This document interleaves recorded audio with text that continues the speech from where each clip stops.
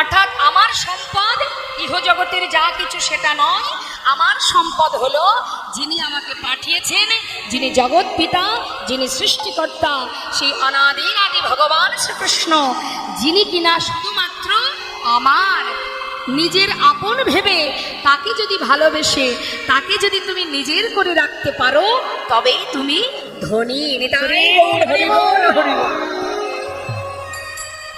তাই শাস্ত্রে মহাজন বললেন, হে জীব, সংসার জীবনে সংসার করতে করতে মিছে মায়ায় আবদ্ধ হও না, আবদ্ধ না থেকে কর্মর জায়গায় কর্ম করো, কিন্তু সেই সাথে নিজের কাজটাও করো।